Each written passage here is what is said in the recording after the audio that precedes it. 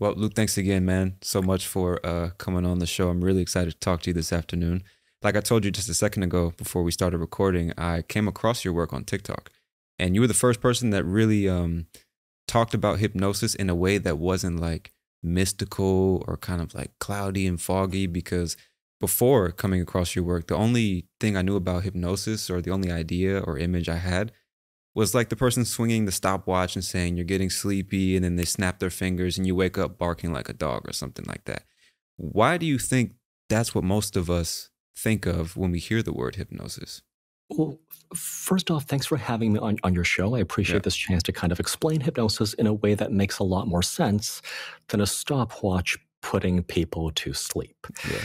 So, the stereotypes of hypnotism come partly from the Hollywood depiction. So, Hollywood does not portray lawyers as they actually work. The Yeah. legal work Good that point. lawyers do is a lot more boring than what you see Yeah. on television. They don't portray physicians doing the paperwork that comprises a large part of their days. And for hypnotherapists, they kind of, use the visually interesting bits of hypnosis history that might not represent what actually happens in a hypnosis office like mine. Hmm. And if we kind of put a camera on a session that I do, it's not that exciting.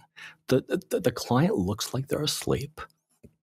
I am going to be talking to them, and most of the change, most of what's happening happens within the client's inner subjective world. So devices like the pocket watch and the spiral and looking at a candle flame, these kinds of visual devices, they present well on screen because you have to look at something. But when I have every tool at my disposal, I'm not using what are termed eye fixation inductions. So the induction is kind of the way that we get people into hypnosis. So in other words, we get them tuned into their inner worlds, we get them to suspend disbelief, we get them tuned out of the outer world and other people's concerns and other people's demands upon them so that they're deeply immersed in their inner worlds. So that process is called an induction.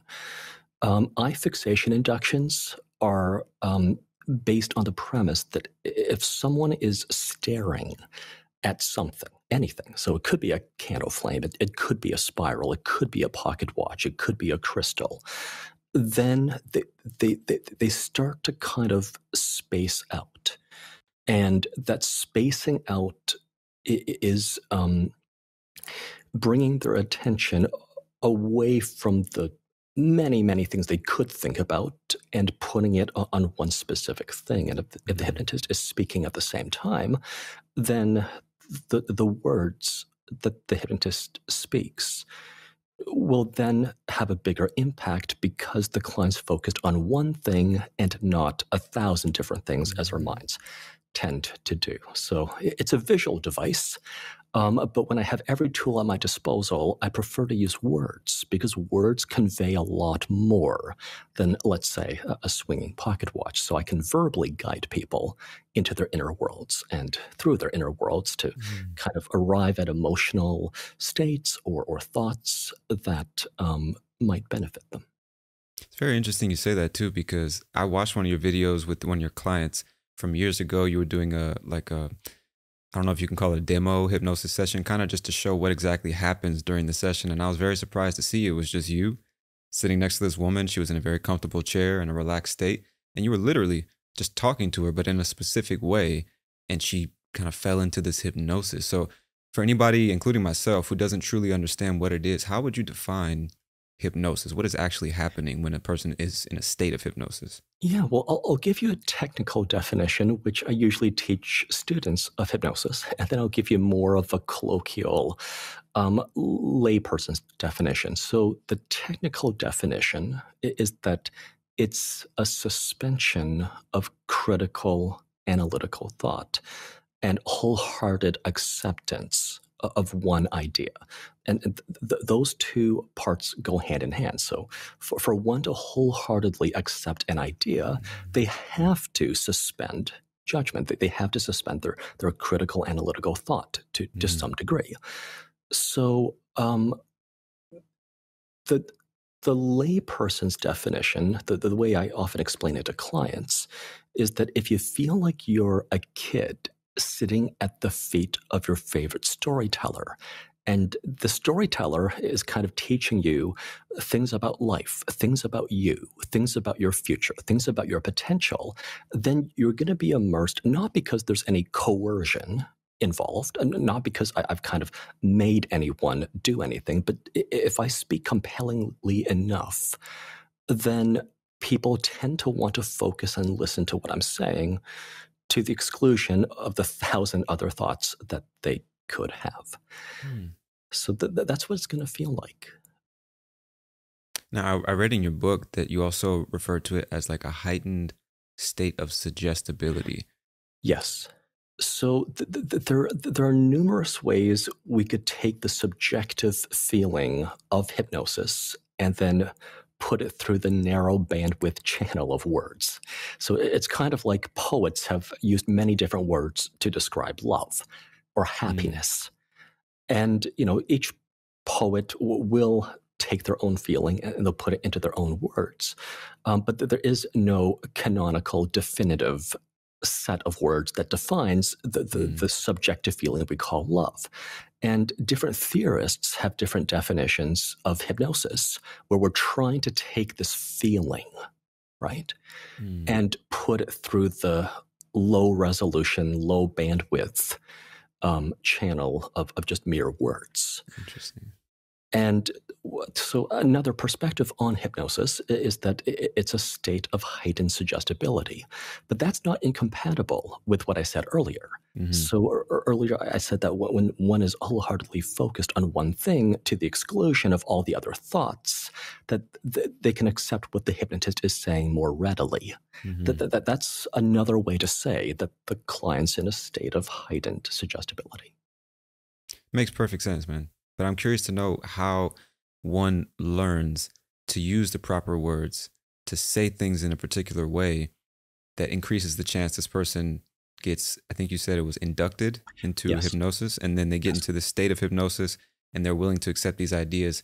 Where did you learn, or how did you learn to use your words effectively? Because I imagine every word you're choosing thoughtfully and carefully, right? Yeah, well, all words are going to make some kind of impact because very few words make a perfectly neutral impact, right? And often the ways we speak to ourselves, they're going to make a detrimental impact. So if we're very self-critical, it's going to make a Yeah. detrimental impact. If we're self-appreciative and self-loving, we make a positive impact on ourselves. So I would say that my understanding of how words make an impact predates my formal Mm. training in hypnosis. I actually learned English as a second language. I moved to Oh. Canada when I was 3 years old, almost four. So I was kind of immersed in the public school system, trying to fit in. And I ended up loving books. I ended up reading above my grade level by grade 5, grade 6. I Mm-hmm. loved reading books, escaping to different fantasy worlds, and essentially letting authors affect my state of mind, letting authors affect my thought processes, letting authors, through the written word, affect how I might even see myself or how I might see my own challenges. And then I ended up becoming an English major in university. So I furthered my love of words and books. Um, After university, English majors famously don't have any clear cut career path. Yeah. So hypnotherapy was something I was interested in. Perhaps from around the age of 14 or 15. During my excursions to the public library, I read books about Buddhism and meditation and Zen and altered states of consciousness, and books about hypnosis were in there. I wasn't a really happy kid. As you read in my bio, I moved around a lot as a kid. Yep. So I kind of inadvertently learned that I had to depend upon myself for stability, and that, friends disappear within a few years through no choice of my own. Yep. So I wasn't a happy kid, and I kind of found refuge in books. I found refuge in stories of people who may have lived through much harsher times and yet were able to keep their heads up. So after university, I took a certification in hypnotherapy. So it's more like fitness training or yoga instruction than it is like a dentistry or medicine or psychology. The state of the profession right now. So I see. Could you expound on that a little bit? What do you mean by that? So every profession starts unregulated. And then if it gains enough of a critical mass, then legislators take action and then they regulate the profession. So it used to be that the doctors were butchers and they didn't know what they were doing and they would bleed people, or they were barbers. Right? So then after a while, some doctors said, well, we can do better than this. Let's professionalize. And now doctors, after hundreds of years, are considered to be a very legitimate, respectable profession. Okay.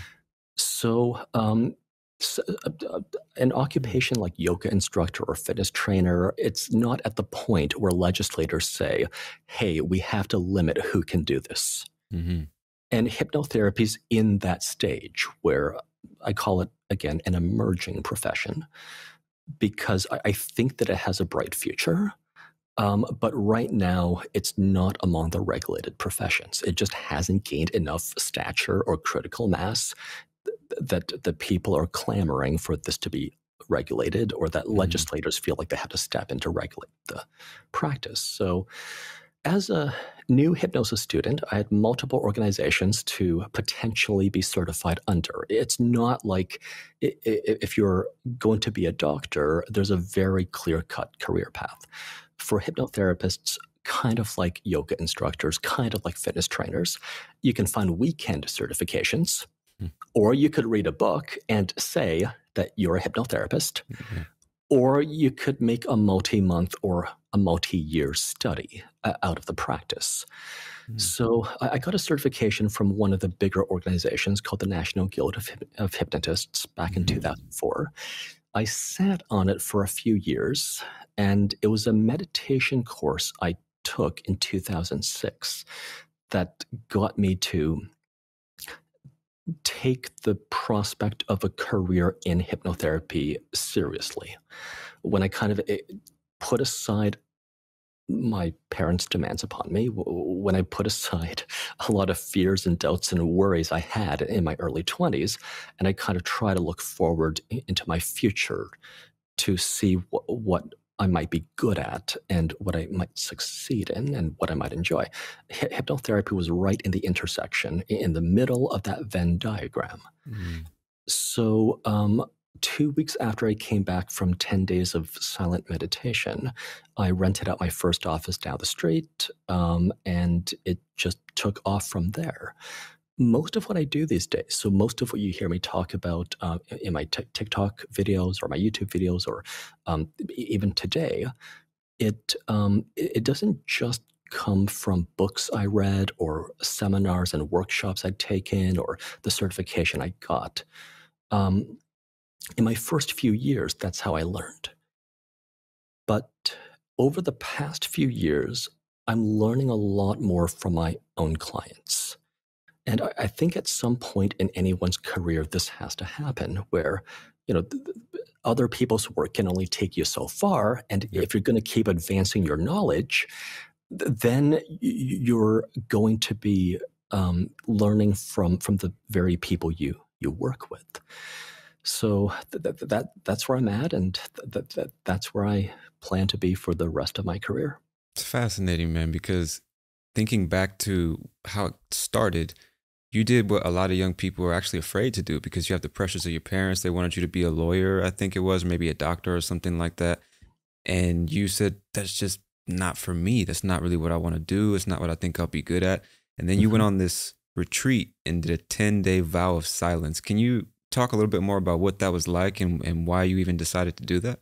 Yeah, well, so I was 23 at the time. My friend UJ had recommended it and he talked it up. So I thought, okay, well, I'm not employed right now anyway, and I'm kind of lost in life, and Mhm. it's on a donation only basis, so I could afford it. Okay. So I decided to go, and you basically live like a monk for 10 days. So you don't speak to other people, you don't look others in the eye. You have to leave. I mean, in 2006, it was easier to leave your phone behind, but you have to Yeah. leave your phone behind. Yeah. You can't read or journal or write. It's really you live like a monk. You eat Wow. vegetarian food. Wow. You live like a monk for 10 days, and they give you some instruction in how to do Vipassana meditation. So that's what I went through, and it basically caused me to return back to Toronto quite clear-headed and quite fearless, at least for a few weeks afterward. Yeah. But what was when they tell you about this retreat and they say you're going to go through this 10-day period of silence, they break it down for you. Are they explaining what the purpose or the outcome is supposed to be before you start? Yeah, I mean, this was quite some time ago. But I would say that it's based on the strength of my friend's recommendation that I decided to go. But by the time that I was deciding to go and signing up, it didn't matter so much what the website said, but because Mm, my friend's recommendation is what got me to sign up. sure. But it was definitely made clear up front that it would be silence, that you would get instruction in how to meditate, but you'd be meditating about 14 hours in a day, that you're not supposed to bring your cell phone or any reading material. And some people do not survive the first couple of days. I mean, I say the word survive Yeah. very loosely, but some people find that when they're alone with their own thoughts, they're not ready for the thoughts inside their own heads. So they have to back out early. And of course, they do permit that. So to avoid people backing out, if I remember correctly, they were quite clear that this is actually what the meditation retreat is about. Did you find when you were going through that 10-day period of silence, I mean, how difficult was it really? Because I'm sure most of us, especially myself included, when I think about being alone these days, being alone Mhm. and quiet for 10 days straight probably wouldn't bother me that much. But probably when I was 21, 22, 23, it would not have been a comfortable experience. So what was it like for you? Well, I would say that the hardest part is physically sitting still for hours at a time Yeah. and then coping with the cramps. A- And they actually guide you through, the pain and other bodily sensations can be tolerated. So even if I'm sitting there for 2 hours and my leg starts to cramp and I start to hurt, that's just more substance for me to meditate upon, interestingly Mm, enough. And then if there's a mosquito that lands on me, then that's just more for me to meditate upon. interesting. So it's kind of like climbing a mountain where you expect the mountain to be difficult, which is what makes it worth climbing. And Mm, that's what makes the climb rewarding. So I kind of knew what I was getting myself into. Um, I think it's the physical bit that's the most difficult. Emotionally, I did have a lot to process, but the commitment to 10 days, I think, is what allowed me to feel that I don't have to process everything at once, that I did have a long enough interesting. timeline. That whatever comes up day one or day two, I'm going to feel like I've thought through by day 10. Hmm. That's interesting to think about, man, that the physical aspect would be more difficult than dealing with the mental. So you're saying for 14 hours straight, you literally sit Well, in the I same mean, place? there are meal breaks. Ah, okay. So the day is broken up. So it's not that you're sitting 14 hours straight. Okay. But if you look at the 24-hour day and you take out 2 hours for self-care and meals Mm-hmm. and 8 hours for sleep, there's 14 hours left where you don't work, you don't read, you don't talk to others, but you meditate. That's wild, man. I That's wild. recommend it heartily to everyone. Really? Yes. They actually, during or afterward, they do have kind of an anti-hypnosis bias. And I kind of know where it comes from. Like many religions have kind of an anti-hypnosis bias. I do see where it comes from. But I nonetheless recommend that anyone who feels like they want to take on that challenge and they have 10 days to completely be off the grid and disconnected, there are Vipassana meditation centers around the world. They were founded by, I think, a Burmese industrialist named S.N. Goenka. So his gift to the world is all these meditation centers that he wanted to set up and that he helps to fund so that people can just, a 23-year-old unemployed young man can just pay a donation that he feels he's able to afford and attend. Where do you think that bias against hypnosis comes from? Because you said that particularly lots of religions are kind of like anti-hypnosis. Why do you think that is? Well, a lot of religions are kind of like anti-women or anti-black cats or anti-gay. So I wouldn't say that a religion being against something is an indictment of the thing as much as the judgmentalness of the religion. So I would say that hypnotism ends up getting lumped in with the occult, with witchcraft. Yep. Now, when it comes to this meditation retreat specifically, I think the bias comes from the idea that one should observe his or her own thoughts and not have an outside party give them the thoughts to think. And that's the main distinguishing factor between meditation and hypnosis. In meditation, you're left alone to think your own thoughts and observe your own thoughts and feelings and imaginings. And you're given some instruction in like how to sit, how to breathe, what you might focus on, how to sit with more uncomfortable feelings, but you're not told specifically what to think as a worldview. One of the distinguishing characteristics of hypnosis is that because we are trying to establish new patterns of thinking, I am specifically and strongly guiding the client into new ways of thinking. Now, this is with their prior consent. This is with their full knowledge. That indeed, if I didn't do this, I don't think my clients would be happy with me. But still, it's very, very different from the philosophy behind meditation.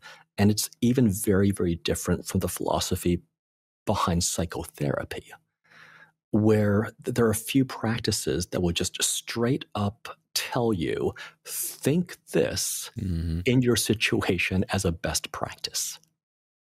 Very true. It's one of the most interesting things about the book you wrote, The Skeptic's Guide, and the difference between meditation, psychotherapy, and hypnotherapy, and how psychotherapy, for example, they take, when you go talk to a psychologist, they take the analytical approach. They're trying to dig into your mind and go through your past and figure out what the problem is. And you also spoke about how that's not even necessarily the most reliable way to solve all mental issues, because we erroneously believe that all the answers are in the unconscious mind when that's not necessarily the case.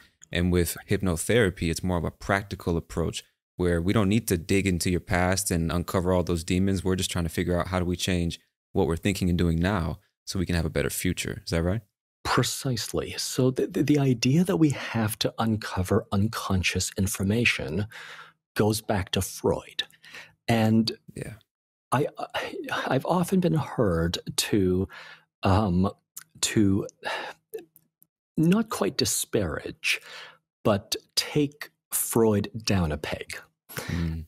And it's because he was initially trained in hypnotism. So before he developed psychoanalysis as his own practice, hypnotism at the time was a popular thing to do in Vienna. And he was trained in hypnotism by some of the better physicians of the day. He didn't do a deep dive into it, but he threw it under the bus, basically. He said it's just for surface level change, that it's just symptom substitution, and the root cause will pop up again in a different way. And then he went on to develop psychoanalysis, which informs all modern psychotherapy. Yeah. And because Freud had such an oversized influence on modern psychology, for the past century or so, psychoanalysis and then psychotherapy have become prestigious professions. Hypnotism just kind of got stuck in this weird limbo state where it's still kind of alive, but it's also not that well respected. It's not that well understood. Now, if it weren't for Freud, I believe that hypnotherapy as a profession would have evolved to the point where it has the same stature as psychotherapy or psychology today. And I'm doing what I can do through everything that I'm saying out loud in public to kind of try to restore this profession back to the stature that I believe it deserves. Now, I don't think it deserves more stature than, let's say, medicine. But I also think it's been much diminished and thrown under the bus. And that if we elevate hypnotherapy as a profession to a much higher level, that, right about where psychotherapy is, that I think gives it proper credit.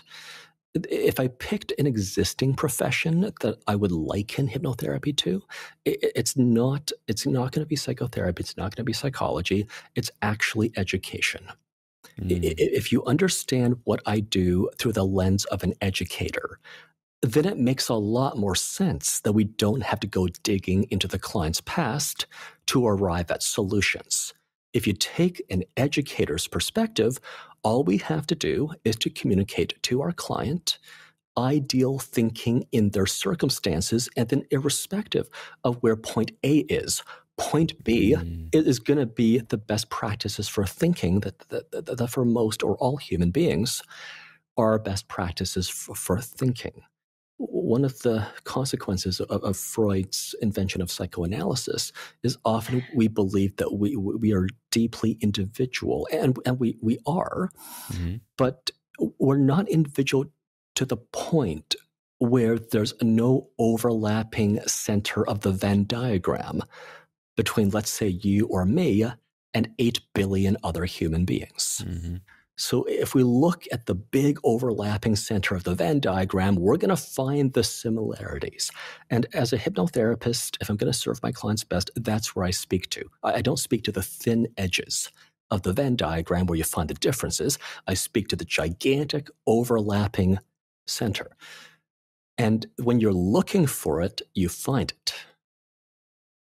What do you mean by that? When you're looking for it, you find it? What do you mean? So I'll use an analogy.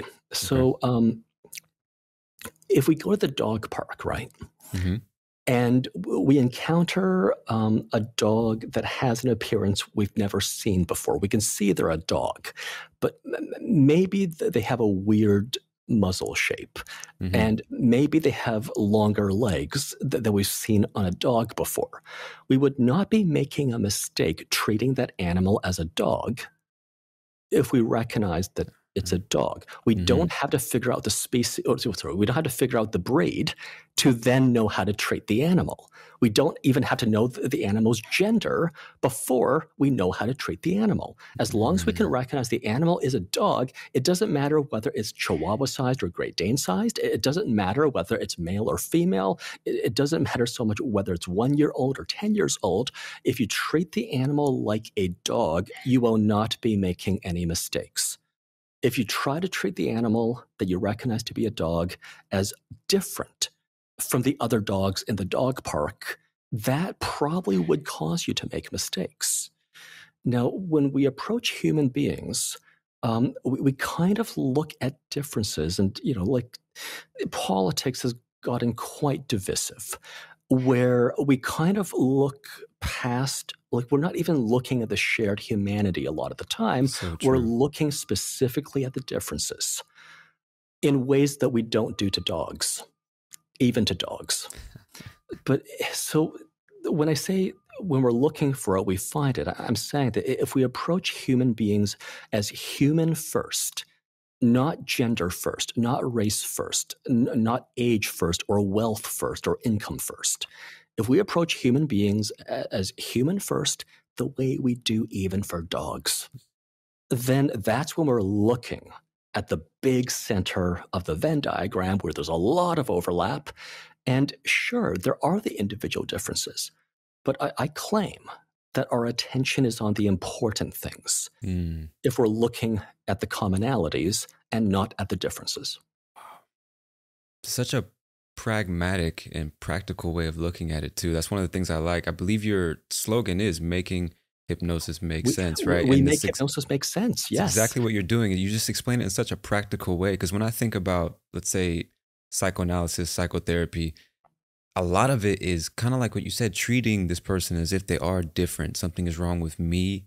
I'm other, and that kind of thing. So when you start from that point, like you said, you're much more likely to make mistakes because maybe that's not really the case. You're just a human who's a little confused or has some kind of issue, but that doesn't make you less human. So we can still treat you like any other human. And I also find that one of the things that always made me hesitant about therapy in general or being diagnosed by a psychologist is the idea that once you label something, then you kind of internalize this is what I am or this is who I am. I have OCD, I have BPD, this and that. And then you start behaving based on this internalized belief that I have this problem. And then people also start to use it as a justification for some of their behaviors and tendencies instead of actually dealing with them. So correct me if I'm wrong, but it seems like one of the major differences between the analytical approach and the more practical approach is we're not really focused on labeling you in any certain way. We're just trying to change whatever deep rooted beliefs you have because that influences all your actions, which then influences the way your life turns out. Yeah, well, I would say that really good therapists also avoid diagnosing, or at least diagnosing quickly.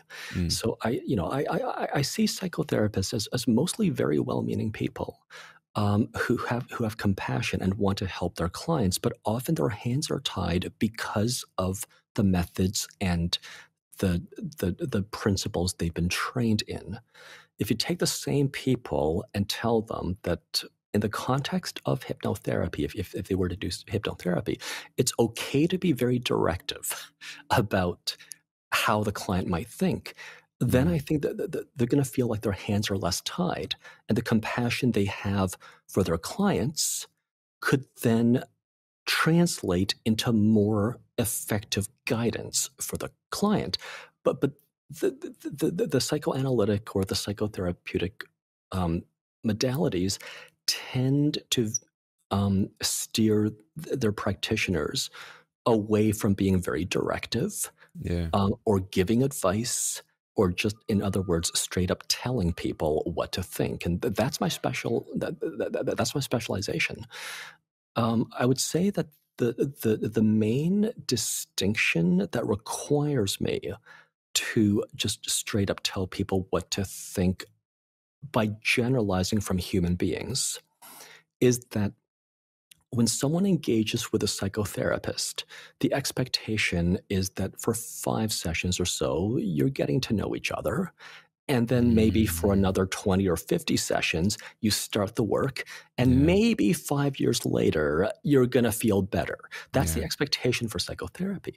When people engage with me, the expectation is that after a couple of sessions, I've said the magic words and they don't need me any longer. And Yeah. usually, if the expectation is 1 or 2 sessions, I have to talk them up to 3 to 5.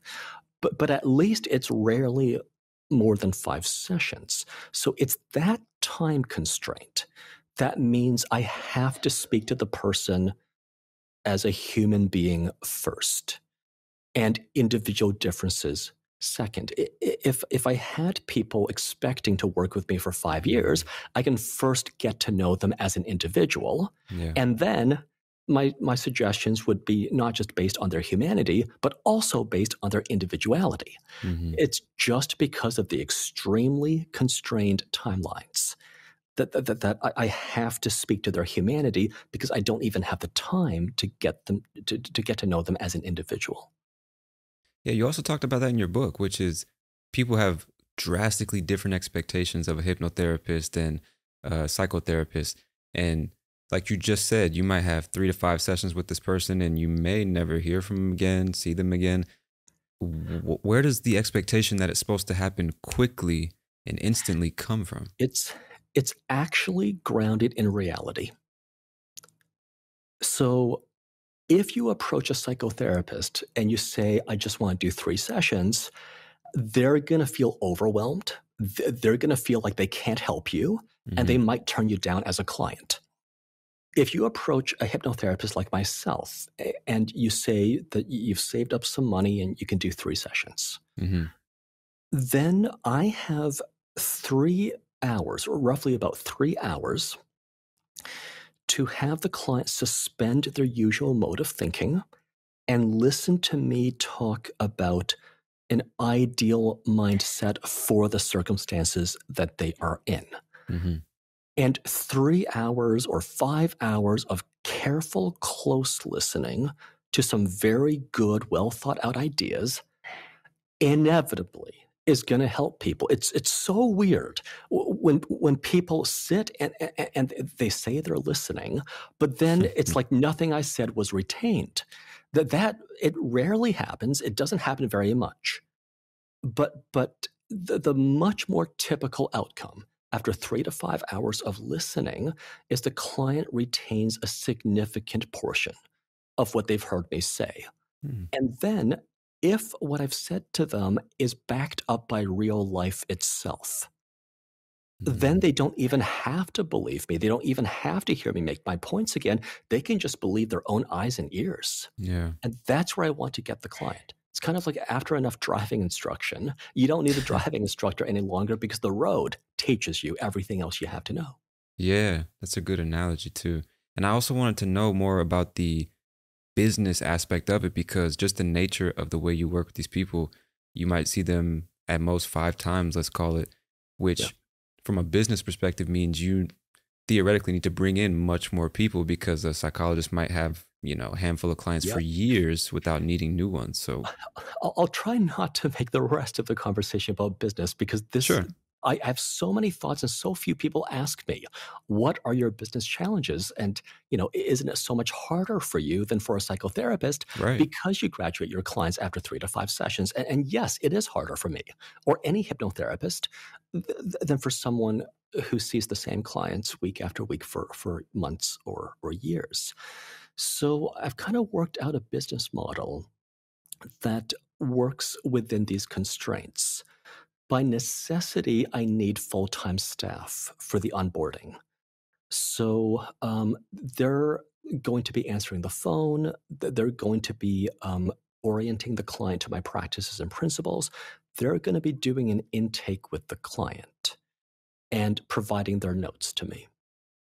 Based on the intake that they do, I'm writing out treatment plans so that the client knows what ideas I'm going to put inside their head that I claim to be best practice before I communicate those ideas for them to accept. So this level of service, this level of transparency allows me to charge a higher rate. Mm. I'm probably one of the more expensive hypnotists in Toronto on a per session basis. If you look at it as that times 3 to 5, most people can't afford it. It's going to be cheaper than whatever psychotherapist charges times 50. Yeah. So the fact that I work on a short timeline and I'm able to articulate what people are going to get on that timeline means that I'm able to afford the full-time staff. Mm-hmm. I'm able to afford downtown office space. I even have a bit of extra time to post on TikTok and to post on YouTube and to do interviews like these. Yeah. But everything that I'm doing kind of ties together where because I have this. Oh, hang on a second. Can't hear you. Ran into an error. Slides in their session. I can see you, but I can't hear you yet. Hang on a second. Bam. Okay, we are back, my friend. So we were talking about how your level of transparency, your level of service, the quality of what you do, and being very, very clear about what they're going to get and how it's going to help them allows you to charge a higher rate. I think that's where we got cut off. Yes, and the whole thing feeds into itself, where the more I'm transparent with people about what I'm going to do before I do it, and then I follow up to see whether I've done what I claimed I could do, the better my treatment plans become, and then the more content I have to talk about during these kinds of interviews and podcasts. So I really see my career going in the direction of only just getting better and better. The first 15 years were not always easy, like the first maybe decade or decade and a half of any career. But it was the written treatment plans and the transparency provided by those plans that really seemed to take my practice to the next level. But I needed to go through the first 10 or 15 years of my career before I, well, knew enough to be able to write out a plan for someone before I've started to work with them. So yeah, that's the point I'm at these days, and it is with a lot of credit to all my clients who trusted in me and believed in me Yeah. before I could write treatment plans, before I could speak cogently about the subject on interviews like this, because it's because of all of them who trusted me when I was in my 20s and my early 30s. That's how I got to this point. It's also, I imagine, in part because of the bold guarantee that you make before you accept new clients, which is basically, if this doesn't help you, if this isn't valuable to you, you don't pay for it. Which is a very you place a lot of responsibility on your shoulders to deliver because obviously the bills need to be paid, right? Yeah. Well, when I was 23 and I just got back from that meditation retreat, and I just decided almost on a whim to rent an office and start seeing clients, um, there were a number of established hypnosis practices in Toronto that had a much longer history than me and had more credible practitioners than me. I needed a way to stand out. And I'd often admired businesses that are very customer friendly in such a way that if they do a good job, they make money. If they don't do a good job, they refund the client's money. Yep. So I thought, well, I'll do this for my clients, where either I'm able to help them, in which case I've earned my fee, or I'm not able to help them or not able to help them to a point where they're happy with me, in which case I haven't earned my fee and I'll return it. So in my first years, the refund rate was significantly higher than it is in recent times, as you can imagine. And what I learned through the refund policy is that not everything you learn about hypnotism in books and workshops and certification courses is going to dependably produce satisfied clients. That there are some techniques and some things hypnotists say that dependably don't seem to help the people they're purported to help. Now, without a refund policy, there'll be a dissatisfied client who doesn't want to talk to me. With a refund policy, I have a dissatisfied client I can turn into a moderately okay client, Mm, and they are willing to talk to me. So I think the most interesting. important part of the refund policy is the data I collect on techniques that work and Mm, techniques that don't, yeah. or situations hypnosis can help with and situations hypnosis repeatably can't help with. So let's talk about that because I imagine a lot of clients Are you come to still there? you. Oh, hang on. Can you see me? I can see you, but I think that there's a bit of a stutter. Yep. Really? I Okay. think Can you hear me now? I think we're back. Yeah. Okay, cool. So yeah, the aspect of what people come to you for, I imagine after so many years of doing this, you start to see patterns and the reasons people come to see you. So let's start with that. What do most people come to you asking to help or asking you to help them with? Yeah, well, everything that's in the realm of a problem that can be helped or even eliminated with a change in perspective or thought processes, then I can almost certainly help. And Mm, then anything that doesn't change, anything that isn't alleviated by new thought processes, I probably can't help with. So mm, let's say that someone has chronic pain, right? Let's say they have a sports injury, and they have chronic pain.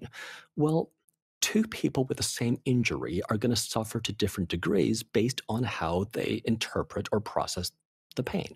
sure. If they have an attitude of, how could I have done this to myself? My life is ruined, they compound their own suffering. Yeah. But if they take the attitude of, well, my body's injured, whoops, but it's going to heal. I'm going to be back in the game again.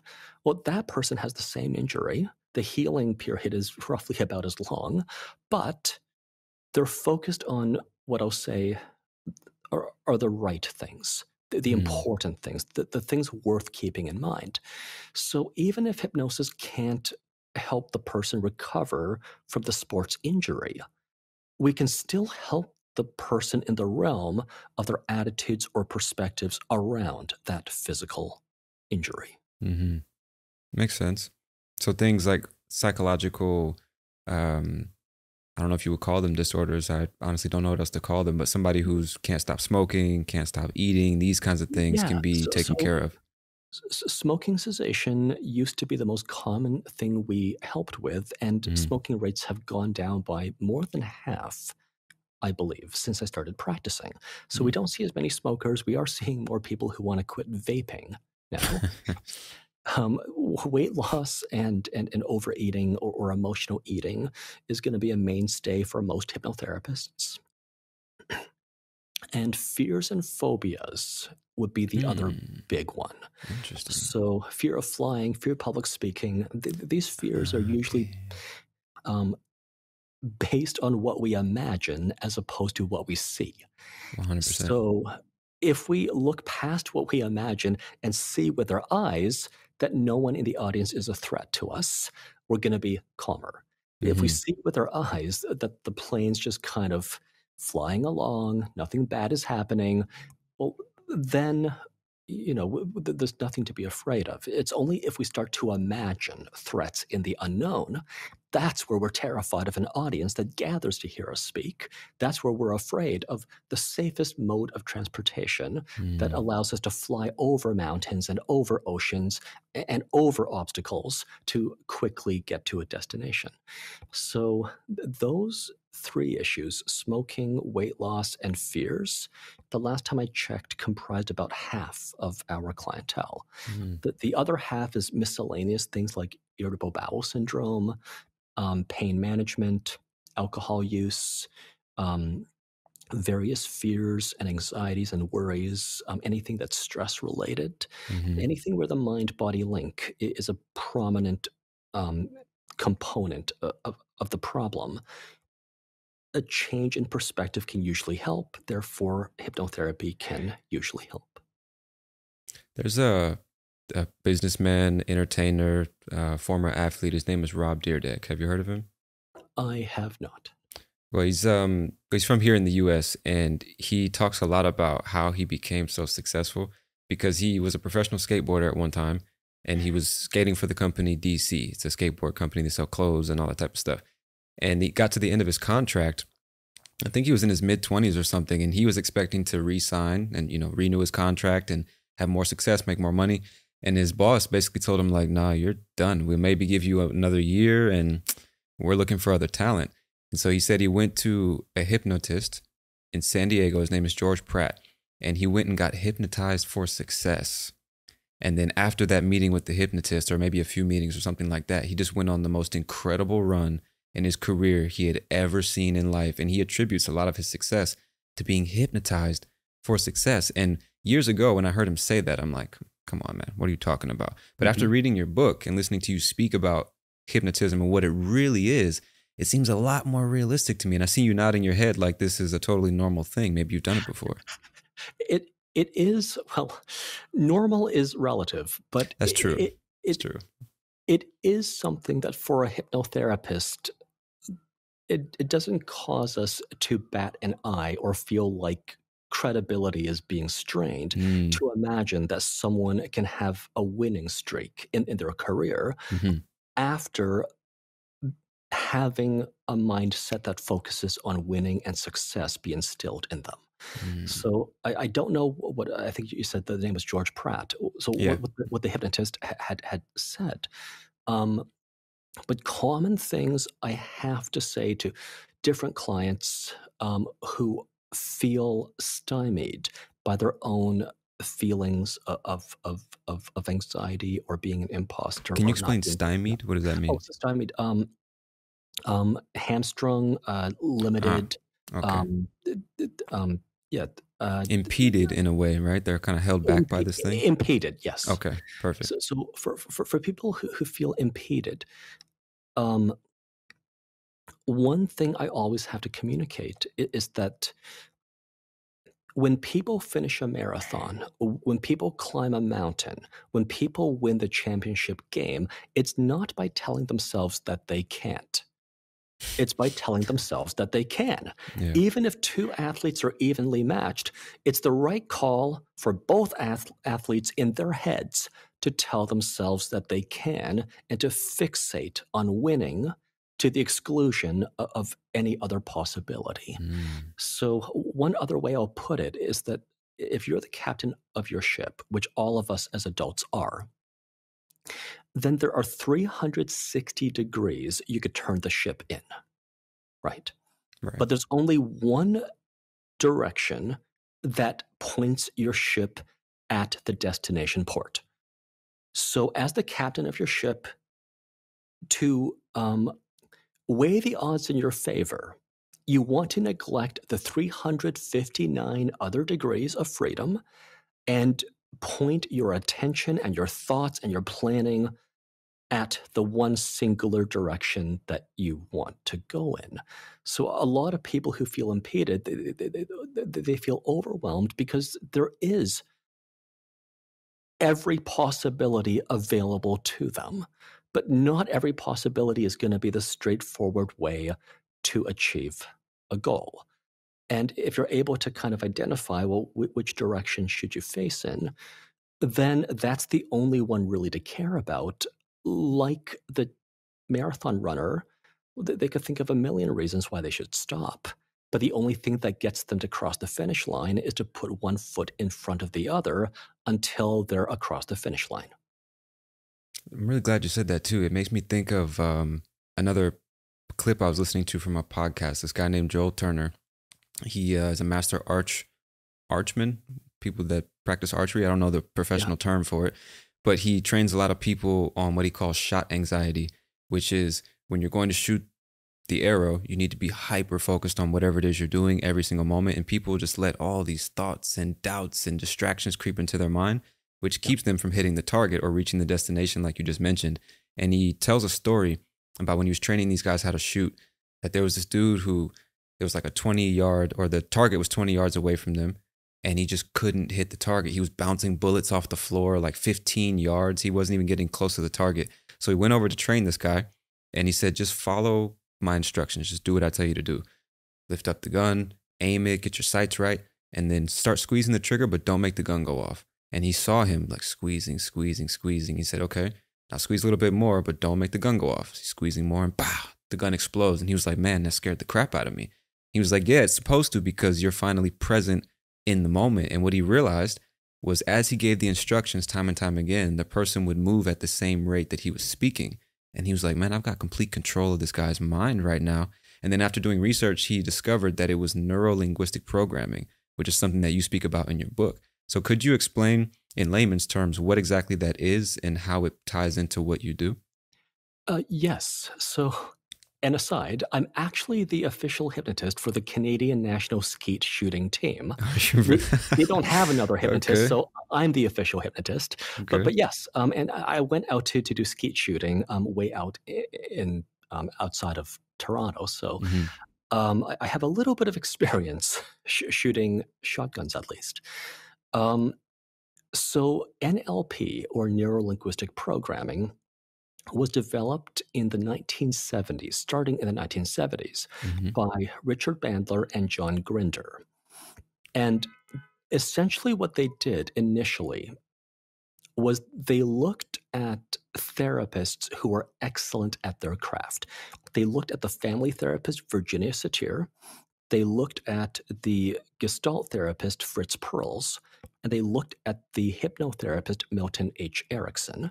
And what they did was they modeled the language patterns of these world-class professionals under the idea that if you can kind of make a model of how they think and how they speak, you can teach that model to other Hmm. people so that other people could be just as good of, let's say, a hypnotherapist as Milton Erickson. Right. So stemming from that, NLP practitioners have modeled not just therapists, but marksmen.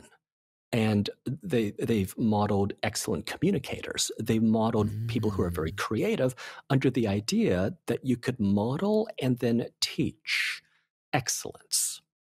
So, in this whole endeavor over the 1970s and 80s and 90s, and even to this day, NLP practitioners have figured out a lot of things about how one might make decisions um, to the best of their ability, or how one might uh, think more clearly about a situation or set goals more effectively. Hmm. And it is by modeling people who are excellent at what it is they do. So it's related to hypnosis because one of the original models for effective communication was a hypnotherapist, Milton H. Erickson, and how it applies to marksmanship, or I guess if it's an arrow, or like Archery or something like that. I'm not sure. archery. Yes, how it applies to that is that if you can figure out how a very good shooter, like a very good sharpshooter, thinks inside their heads as they let loose the bullet, or how a really good archer thinks as they let loose the arrow, you can teach those thought processes to a student.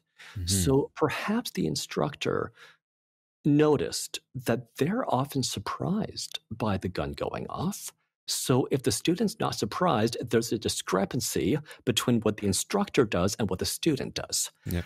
Now, there's a lot of NLP that's been called pseudoscientific, because it's not really an academic discipline. It's not really studied by serious researchers. Hmm. And I do take some NLP with a grain of salt. But the idea or the concept of modeling as a way to teach excellence is something that I apply wholeheartedly. So, I mean, I'm not a perfect human being. No one Hmm. is. But I know I don't smoke tobacco, and I don't drink too much, even though I live on the same planet in the same year as my clients. So if I have a smoker in front of me and they say they have to have a cigarette when they take a break, well, I know they don't have to. I know I don't have to, so I can just kind of look at, well, how do I step outside? So recently I've started using the phrase adult recess, where stepping outside is when I have a break in the clean Yeah. air, and I can be among trees and birds, and I don't have to be in the stuffy air indoors. And if someone's smoking, I'll take the long path around them. So I talk about this in my hypnosis sessions with my smoking clients, so that they have a model for how to take a break without having a cigarette. Mm. Makes perfect sense. And it actually is right in line with what Joel Turner was talking about. You mentioned it actually, which is if you're not surprised, there's probably something you did wrong in comparison to what the instructor or an expert might do. And what he realized was the reason that he was so surprised by the, what do you call it, the recoil of the gun, because he was totally present. And before he learned to do that, he noticed that the body won't let you remain unprepared for an impact that it knows is coming. So if your mind knows that the gun is going to recoil, you're automatically preparing for that. So you lose focus of what you're trying to do. So when you only focus on what you're doing in the moment, the explosion should always be a surprise because you're only focused on squeezing the trigger, and out of nowhere it goes off. And that's when you realize that he kind of created this whole system. Like you just said, he's trying to model his formula for hitting the target every time, for staying present. And you realize that he'd be talking to himself.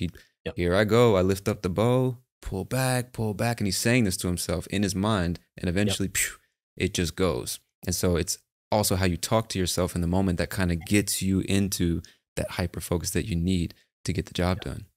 Well, one of the books I read early in life was called Zen and the Art of Archery. And this was written, I think, in the 1930s. It was a Western scholar who went to Japan, and he joined a Zen monastery, and he was doing Zen archery as part of his practice. And at first he thought, well, why? Like, I came here to meditate. Why do they have me trying to hit a target? But you do have to be present in order to do archery most effectively. And if you're not present, you see it in the direction the arrow goes in. Yeah. So what you just told me, I believe that book describes a similar concept where it's without intentionality that the arrow is loosed. Yeah. And that means you're going to be somewhat surprised by it, but that is desirable because that's when the arrow tends to hit its target, compared to if you try to micromanage every muscle, in which case you're not going to do as good of a job as your body will be able to. 100%. It's probably like that with everything in life, because even when I think about playing soccer, for example, I notice if I'm out there practicing just shooting the ball, if I'm, my mind's in another place and I'm not focused, I miss a lot more shots and I just can't get the ball to do what I want it to do. But when I can quiet my mind and only look at the ball as I hit it, I look at nothing more than where I want my foot to make contact with the ball. I get some of the most perfect, accurate shots in my life. And that's when I kind of realized what you just said is presence is a huge part of it. And I just realized how much external things, even our own thoughts, can take our attention away from what's most important, which causes us to perform poorly, not just in soccer or archery, but in life in general, right? Well, everything inside our head, most things inside our heads, either are things that are imagined or things that are remembered, but not things that are sensed in the moment. And imagination tells you stories about things that might happen in the future. Memory tells you stories about things that had happened in the future. But if you are going to actually kick the soccer ball in the patch you're supposed to kick, or the sweet spot where you're supposed to kick it, you can't do it with imagination. You cannot do it with memory. You can only do it with the evidence of your senses and then a little bit of eye-body coordination. Yeah. But this concept of modeling is why a practice like hypnotherapy, or separately NLP, gets faster results than a problem-focused approach that doesn't try to model excellence, but focuses instead on exploring the problem. This is one of the key insights I got from Bandler and Grinder, who developed NLP. It's that if we can model and then teach excellence, it doesn't matter where your client is starting from, because they're going to be leaving that place pretty soon anyway. For some reason, this idea has not become mainstream. For some reason, people believe that it's an absolute necessity to fully explore the client's individual problem, and to the point where there's almost this professional prohibition against just giving good advice in the psychotherapy world. And again, I think psychotherapists are mostly very compassionate, well-meaning people, but if their profession requires them to focus on the client's problem, and there's almost this implicit prohibition against just telling them what the best practices are, Yeah. well, then psychotherapy ends up being the long way around compared to any practice that's willing to be frank and straightforward in teaching the best practices. And it kind of, what you just said, hearing it makes so much sense. It seems so obvious because even I'm sure you've heard where focus goes, energy flows. So when you just think about it practically, obsessing over the problem kind of keeps you immersed in the problem as opposed to looking Mhm. forward and Yep. figuring out where do I want to be. And it just seems like so much more of a practical approach to solving problems. So do you think that it's because of Freud specifically and his in first of all, I'm curious to know how he even got so much influence. Was it just because he was the one that developed psychoanalysis or how did that happen? Well, he is the originator of a lot of thought, very interesting thought around the human mind. So if he didn't invent, he at least popularized the idea of the unconscious mind. Mm, Um, but one of the reasons that he became well known over his contemporaries is he had a nephew named Bernays. I want to say Edward Bernays. And yeah, Bernays is the originator of what at the time was called propaganda, and which in the current time is called public relations. But essentially, corporations would hire him to influence public opinion in ways favorable to the corporation. So, tobacco companies hired Bernays to normalize tobacco smoking for women. And the way he did it was that he had a campaign promoting tobacco as torches of freedom, where during the suffragette movement, the women's liberation movement, tobacco smoking was a way to be equal to a man. This is completely Jesus evil, by the Christ. way. That doesn't have to be said, but it's completely evil. And so Bernays um, took a lot from his uncle Freud, where you look at advertising and PR. There's a lot of suggestion and implication of unconscious drives and unconscious desires. Yeah. So I don't know how truth. So far, I've stated what I believe to be factual. Hmm. It is somewhat speculative whether the influence of Bernays or the influentialness of Bernays helped his uncle Sigmund Freud to be Mm, better accepted and better known around the interesting. world. Yeah. But there is that family connection that I believe is quite well documented. That makes me think of something else I really wanted to ask you about hypnosis in general, because you've explained that hypnosis is essentially, depending on how you look at it, a heightened state of suggestibility. It's almost like being right in the middle of being completely awake and completely asleep. And sometimes I ask myself, do you think maybe, especially here in the West, as a society, as a people, we're all kind of in this strange mass state of hypnosis where we're constantly just like staring at this screen who's telling us all kinds of things and this endless stream of ideas and propaganda and views. And most people aren't even really processing what they're hearing, but it's still entering the brain. And they're just kind of like, well, that's what it is. So that must be the truth. Or this person sounds good and I like the way it sounds. So I agree. That's what I believe now. And sometimes I just think maybe a lot of us are walking around half sleep, just accepting whatever suggestions are offered to us. What are your thoughts on that? The definition of hypnotism I gave earlier is that it's both a suspension of critical thinking and wholehearted acceptance of the idea that's being accepted. Right. So, someone who's in a position of authority. So, if you see someone on television and they have a stethoscope and a white lab coat, right? So, they have those symbols of authority, Mm-hmm. they have a way of bypassing your own critical thinking because of the symbols of authority. Mm-hmm. And then whatever they say through your television um, is more easily accepted or believed in because the critical faculties have been bypassed by the symbols of authority. So hypnotists who think philosophically often will claim that we're all in some kind of trance at some point. Mm. Like multiple hypnotists. So Adam Crabtree here in Toronto is one example. And I want to say that there's a man named Dennis Weir, but don't quote me on that, who has a similar idea that it's impossible not to be in some kind of trance or to have some kind of selective thinking. We would be overwhelmed by all the sensory data flooding into our eyes and ears unless we were selective in our Mm.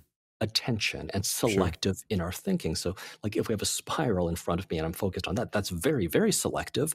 But to some degree, we have to be selective in our thinking and our attention just to make sense of the world. Hmm. So it gets kind of philosophical, but yes, that there is a lot of merit to that idea.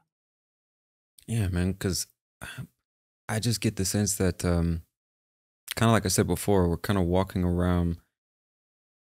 It's almost like critical thinking skills aren't even really being taught much by teachers, by parents, by friends, even by the most prominent Yeah. members of our society that we all watch on our screens or listen to on podcasts.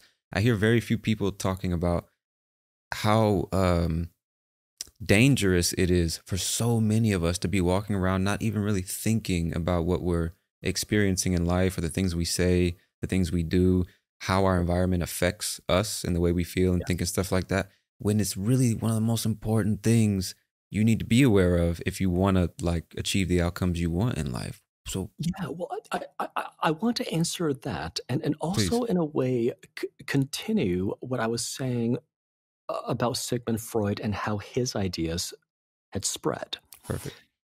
Because for better or for worse, after roughly 1989, capitalism has won around the world. Yeah, We live in a capitalist society, and the more capital you have, the more influence you have over other yeah, people. So for better or for worse, I didn't make the world the way it is. I was 7 years old when the Berlin Wall fell. Or I guess I was like 9 when the Soviet Union dissolved. Um, but this is the world we live in. And well, if you kind of look at a practice like mine, where I am trying to get people to believe in their own senses, and I am trying to get people to trust their own judgment, and I am trying to get people to feel self-assured and self-confident, right? And I'm trying to do this as quickly as I can by being very clear about how to be among the self-assured and the self-confident. Well, I'm never going to have as big of a practice as, let's say, a psychotherapist or a psychoanalyst who has clients coming back 3 times a week for 5 years, and then they can hire other psychoanalysts to share office space with and to share administrative help with, because each client's going to bring them maybe $50,000. Each client brings me maybe $1,000, maybe $1,500. So I've got to have the full-time staff. I have to do a lot of work that ends up being not paid for. So capitalism disincentivizes a practice like mine. Capitalism incentivizes a practice like psychoanalysis. yeah. It incentivizes a practice like psychotherapy.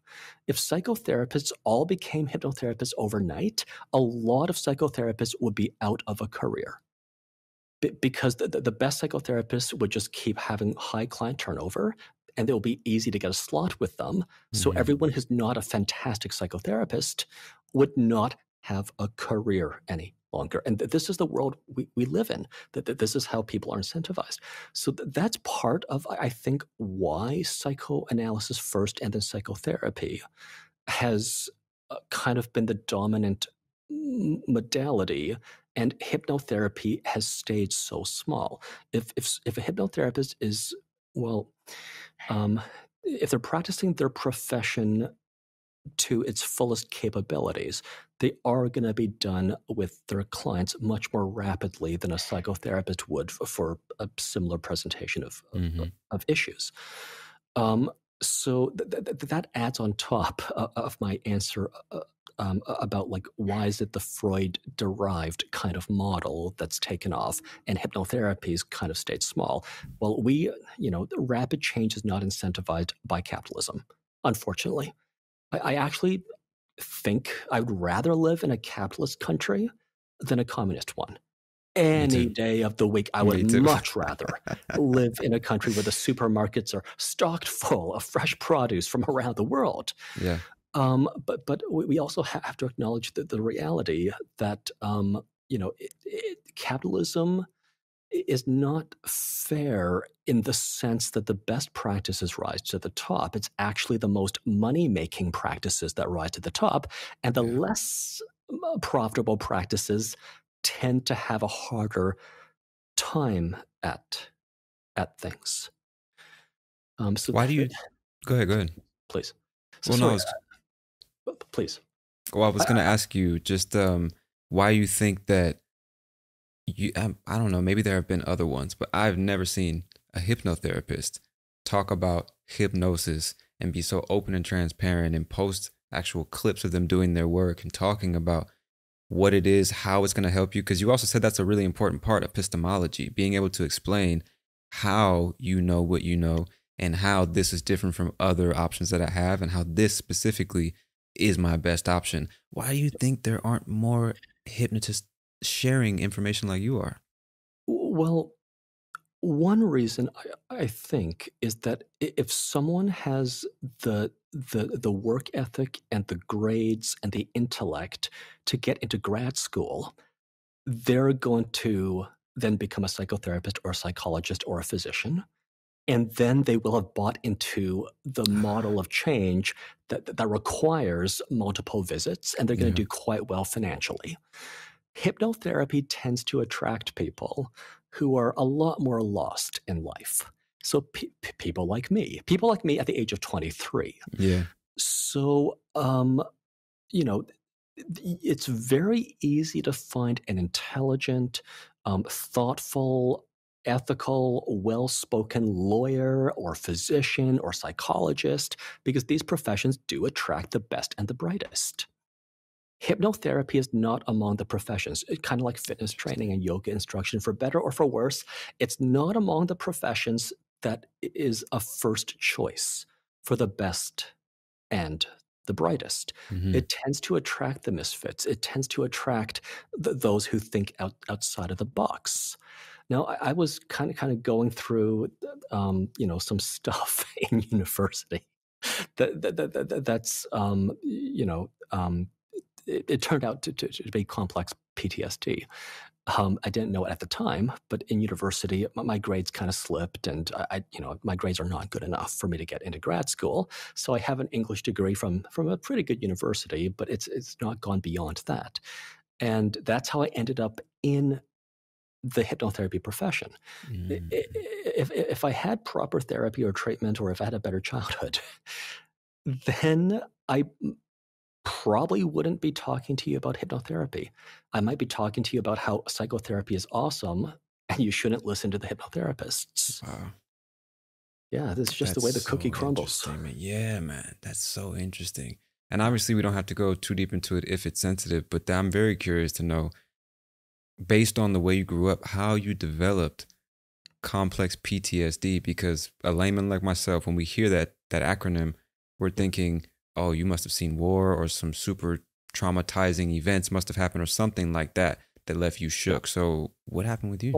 I'll put it like this. PTSD, as we usually think of it, Hmm. is usually caused by something like war or natural disasters. It's like a Yeah. stab wound to the gut. Yeah. Complex PTSD, usually it's going to be harder to find that stab wound to the gut. Usually it's the death of 1,000 cuts instead. Mm. So I mentioned I moved around a lot as a kid. I kind of learned the unfortunate lesson that friends always go away, and doesn't matter how much I beg and scream, they're going to go away. And this was before Yeah. Facebook, so I'm never going to hear from them again.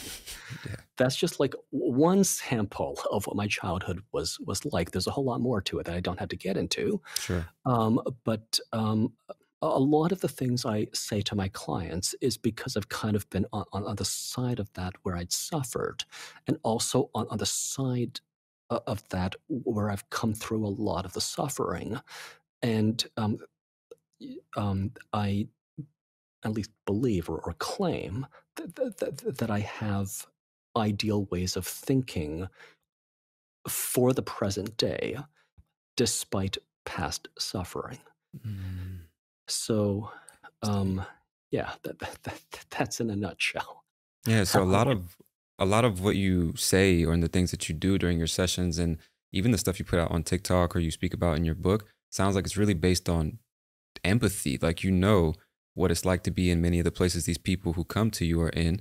And so that way you can speak from a place not of I don't think authority is the best word, but you can speak from a place of experience and yes, basically show them that you don't have to go through years or decades of psychotherapy to get your life on track and just live a better life. Because even going back to the problem based approach, focusing on the problem, even when people go to psychotherapists, they're looking for a solution. How do I get out of this dark place into a brighter one? And it seems like, based on your experience, you didn't even have to go that route to arrive at a similar destination, which we all well, want. I actually did go through a few years of Oh, did psychotherapy. you? Okay. Yes. So first, I tried a number of different psychotherapists until I found a good fit. The two therapists I stuck with for years, both either do or used to do hypnosis. So I don't know whether it's that I'm of a like mind with them or that they don't judge me for my profession. But one of them did CBT until he realized that I um, seemed to be dealing with complex PTSD. So he diagnosed me and suggested that I see someone who specializes more in complex trauma. So Mm. then I had my second longer term therapist. And excuse me, I'd been through EMDR and just talk therapy. She also hypnotized me at least once. Um, so I'm not against psychotherapy. I've been on the client side for years. Hmm. This is kind of why I say that I see psychotherapists as well meaning people whose hands are tied Mm. by the practices and techniques they've been trained in and are licensed to do. So, um, yeah, if you take the average psychotherapist and you train them in hypnotism, I'm sure that if they're able to set aside their prior training and take on the view of a hypnotist, that their compassion goes further. Mm. They don't feel like they just have to sit and listen and empathize. They feel like they can Yeah. actually intervene and tell the client, here's how I might suggest thinking instead. Mm. It just is that there's quite this professional prohibition against being that directive. So weird. Can you explain for me and anyone else listening CBT and EMDR? I think you called it. Yes. What So are those? CBT is cognitive behavioral therapy. Okay. For people who've undergone therapy, people either love it or hate it, it seems, but it's a process of teaching you what kinds of thoughts might be distortions of truth, and then Mm. how to think differently so that you're seeing your circumstances in less of a distorted fashion. So for example, the thought, um, I never do anything right is a distortion because if you think a little bit more about things you did do right, then, well, there's a list of things you did do right. Yeah. So that's CBT. EMDR is eye movement desensitizing and reprocessing, I believe. Okay. So the theory is that if you move your eyes back and forth while recalling traumatic memories, the traumatic memories get reprocessed. That there's some kind of connection between the eyes and the What? brain, such that if your eyes are moving side to side and you're remembering it, then um, the the the the traumatic memory starts to be processed by you as an adult, which means that you're not as stuck the Mm. way you had been when you experienced the event as a child. Boom. So the eye movement back and forth is controversial, but because the studies are, I believe, primarily done by people who practice EMDR. But the reprocessing of memories as an adult, I think, is what causes the change. As a child, Okay. often you're overwhelmed when bad things happen, like, you're moving again and you lose your friends again and you don't know why. As a child, that makes an impact. But the Absolutely. reprocessing of trauma as an adult allows you to bring a whole new perspective so that it's more comprehensible, and then you feel better about the whole thing. Yeah. So I think it's actually the reprocessing more so than the eye movement that explains the changes that people experience Yeah. afterward. And I do believe that people with severe trauma do need to reprocess trauma, and that, just the solution focused approach might be only half of the equation. So often, if Mm. someone has unprocessed trauma, or if they have an underlying mental illness like depression, it feels like all my solutions and positive suggestions are being placed upon quicksand. Makes sense. But if I'm working with someone without so much of a trauma history, or with a largely resolved history of trauma, and then I make my positive suggestions, or I communicate what I claim to be best practices, it's like I'm building on actually a solid foundation. Mm. So usually I'm telling people who haven't seen a therapist for their past trauma that the right order of things is to make sure that, that Interesting. they're at a point where the good things I say are actually believable. Yeah. So that's one of the prerequisites, I think, for the very rapid progress that people make with hypnotherapy, where, if you have if the client has a solid foundation to begin with, it's a lot more plausible that a Sure. few hours of listening is going to help them significantly. That's I, interesting because I kind of feel like that's at the place, or that's the place I'm at personally, because similar to you, I moved around a lot when I was a kid. I probably never lived in a place more than 3 years until I was like 20 or 21 or something like that. So I don't know exactly what it was like for you, but when I think about constantly being the new kid everywhere, constantly having to make friends, uproot your entire life, the only constant was the change in location in my life. And we grew up, like my family was relatively, we never poor by any stretch of the imagination. We grew up wealthy in the sense that we had more than everything that we needed, but the home wasn't a healthy environment. So school wasn't really the best, home wasn't really the best. And when I was a kid, I didn't really understand it. I was walking around thinking that I guess I just wasn't socialized properly. After reading about psychology and learning a little bit, it seems that's the case, but I obviously don't know. But I just always felt like, man, everybody knows something I don't. Everybody has something that I'm missing. Why don't I understand how to do what everybody else is doing in these social situations? And it wasn't until I was an adult and kind of started thinking back on it myself that you start to notice things that you could never see as a kid, and everything's much more clear. And I actually, at one point, I went to see a psychologist, two different ones. And the first one really turned me off because she was this lady that was kind of like almost treating me like a baby, where everything was, oh my God, it's so sad. I'm so sad. And I'm like, bro, get the fuck out of here. I'm an adult. We can have a real conversation. And the second guy I went to see, certain things I would say, I just felt he wasn't taking me seriously. And he laughed at a couple of things I said that was taking serious at the moment. So I guess maybe my feelings got hurt. And I was like, nah, this isn't for me. And I haven't really even considered psychotherapy since for that reason. And of course, with the current state of politics and how it's affecting psychology and psychotherapists and stuff, it's hard to even trust these professionals at this point. And that's why when I came across your content, it just seems like so much more of a practical way to deal with whatever's going on so that you can just move forward. Because at the end, that's what we want. So it's very interesting to hear you say that even still, you should probably get some stuff worked out with a therapist because, like you said, if you're not right mentally, all the suggestions in the world won't make much of a difference. well, I did have to go through a few therapists myself Hmm. before I feel like I found someone, and then again someone else, who could add a layer of insight above my own.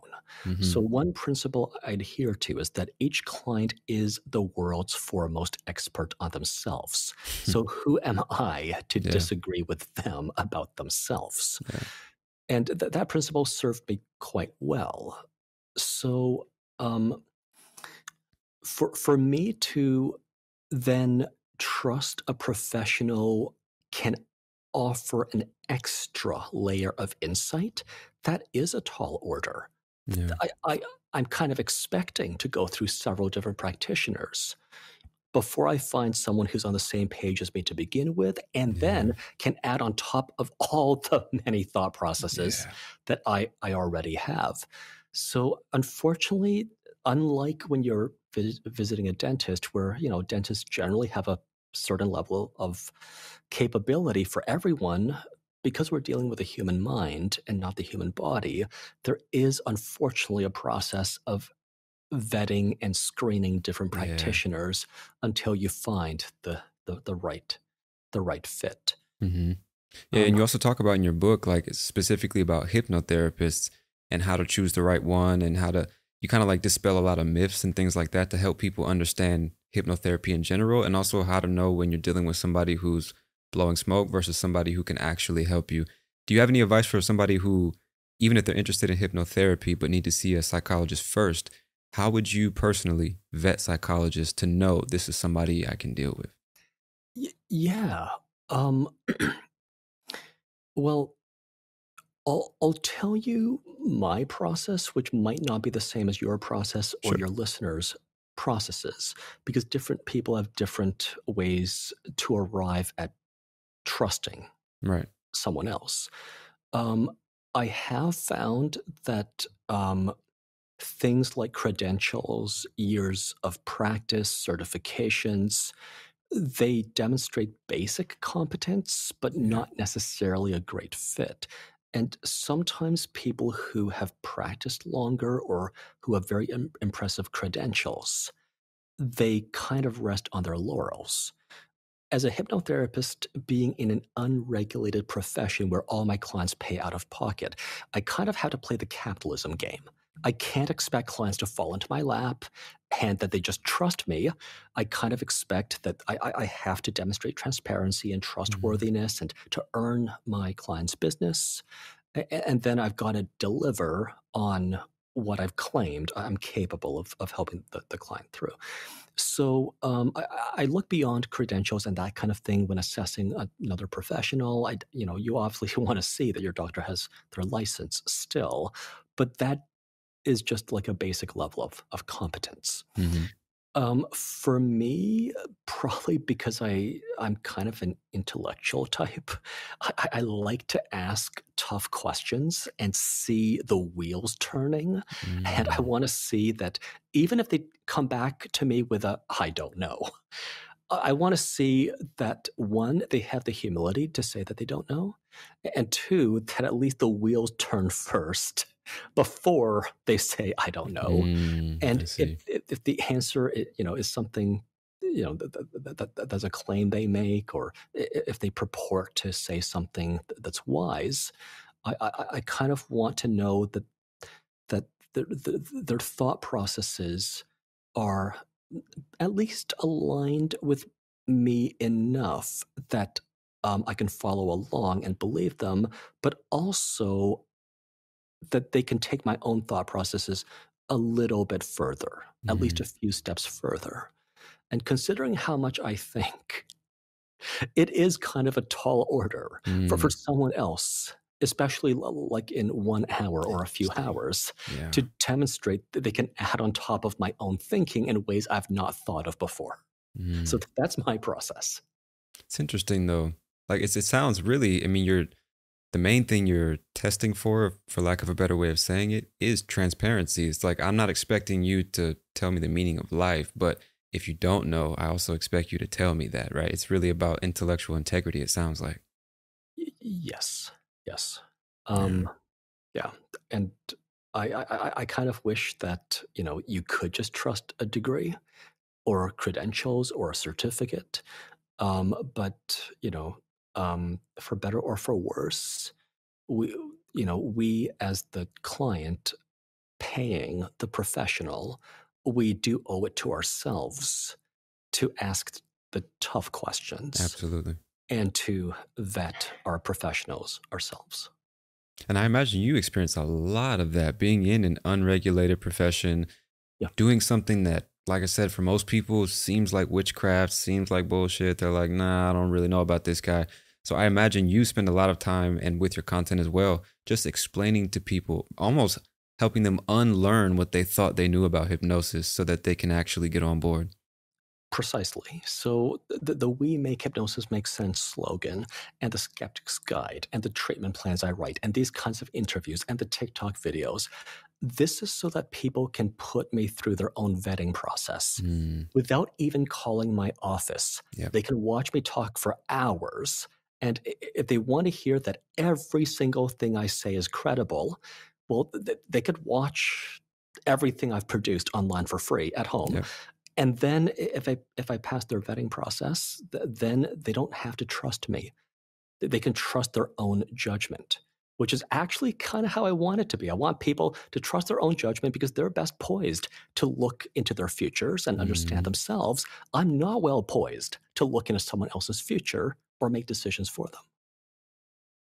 yeah, man. That makes perfect sense. And it's funny because it sounds like the way just good business should be done, regardless of the And sector, right? so a lot of people have kind of figured out that so I call it the honest car mechanics problem or dilemma, Mm, where a lot of people have figured out that acting unethically or sloppily makes you more money than acting ethically and conscientiously. And unfortunately, I didn't make the system the way that it is. I understand how the West won the Cold War. I know there's like a new Cold War brewing. I hope the West wins again.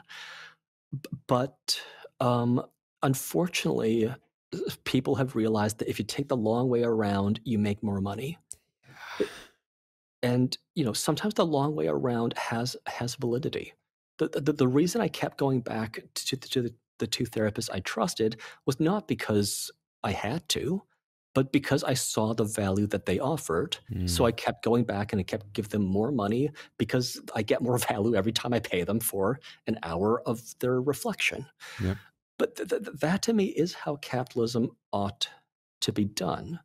And it shouldn't just be that, if you convince people to take the long way around, then you win the capitalism game. It should be that, you know, if you act in a way that causes people to speak highly of you, then that is how you win the capitalism game. But here's the thing. I think I'm actually still young enough that by the time I'm retired, I'm going to have a much bigger practice. I'm going to have more people understanding hypnotherapy the way that I'm explaining it to you. I'm going to have set more of a norm that might get complacent professionals to rethink their complacency. Mm, And, I started when I was 23, right? So I'm 40 now. I'm not even halfway through a normal length career. yeah. So yeah, I mean, but this is the capitalism game, and I am staying in the game. Yeah, you got to, right? At the end of the day, like you said, we don't create the system. This is the game, and it's really up to you to either play or not play and deal with the consequences, right? Which makes me wonder from a, because you're working for yourself, you have your own practice, you're responsible for everything from budgeting to marketing to customer service. Everything is on your shoulders. But I don't really understand. I never understood how professionals like psychotherapists or hypnotherapists like yourself value their services because you have to set the price and Yeah. the client can decide whether or not they want to pay it. So when you're making such instrumental changes in people's thinking and thus the way their life plays out, how do you even begin to put a number on that? So there are coaches who will say that I am undercharging. Mm, On a per session basis, I am one of the more expensive or highly priced practitioners, at least in Toronto. hmm But when you look at total costs from session one to the client telling me that they don't need me any longer, It's like 1,000 or 1,500 Canadian dollars, which is, less valuable than US dollars. Mm, And then coaches will say, well, you could probably charge 5,000 or 6, 8, 10,000, and you're going to get a significant number of people paying those fees. So here's how I set my fees. One is that my eye is going to be on rapid change, which means that I cannot price myself like someone whose eye is not on rapid change. I'll get clobbered by capitalism if I set my prices as though my clients are doing 20 sessions. yeah. If I'm doing 3 to 5 sessions, I have to, just out of economic necessity, I have to price myself significantly higher than someone who's doing more sessions. I also have a high overhead business, so I have 1,800. Actually, in counting my old office, I have 2,200 square feet in downtown Toronto, and I have full-time staff. So the first $15,000 that come in every month goes to my landlord and my staff, not to me. Then everything I make beyond 15,000, that all goes to me. Mm-hmm. So, sorry, there was a question in there. Oh, well, the question is, how do you even How do I begin to put price a myself? number? Okay. Exactly. So obviously, when people come to visit me, they can see I have a well-appointed office in a good location, and no one sets up an office like this if they plan to just pack up in the middle of the night and fly Yeah. away. Yeah. So the physical space and the well-compensated staff give my clients the sense that they're in the right hands. So Yeah. it's an investment. It's not just a pure cost. I'm not burning money by Mm-hmm. having a nice space and staff. And at first, when I started, I priced myself roughly about in the middle of the range Mm-hmm. for a practitioner in Toronto. So it was, I think, $120 back in 2006, just because it's the middle of the range. Yeah. And then every couple of years, my calendar becomes full enough that one way or another, I have to reduce my client load. So the way I reduce it is as I implement a price hike. Yeah. So every few years, my price goes up by $20, $30, $50. It's when I implemented treatment plans that I started getting booked 3 to 4 weeks out. So normally it takes a few years before I can bump up the price, but I've had a couple of subsequent years with price hikes since I started doing written treatment plans, because now people can see what they're going to get, and Yeah. that justifies a higher price point. So I'm up now to $350 plus the local sales tax Mm-hmm. per session, and it's not comparable with like $200 an hour, where you don't know exactly the conversation that's going to happen. Yeah. It's $350 for me to implement the points in the plan that the client's pre-approved. Mm-hmm. So the fact that I'm doing these written plans, it does set me apart from people charging, say, $200. Yeah. But essentially, the way I decide the pricing is every time my calendar starts to get too full so that paying clients wait too long to get an appointment, the price goes up for new clients, and then 6 months later, it goes up for everyone else too.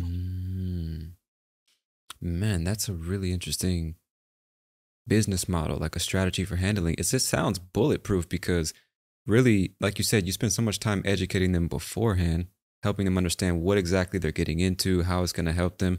It really is like there's nothing to really criticize at that point because you've laid it all out. So you're either in or you're out. And the only responsibility you have is just being the best professional you can possibly be and delivering on what you said you were going to deliver on.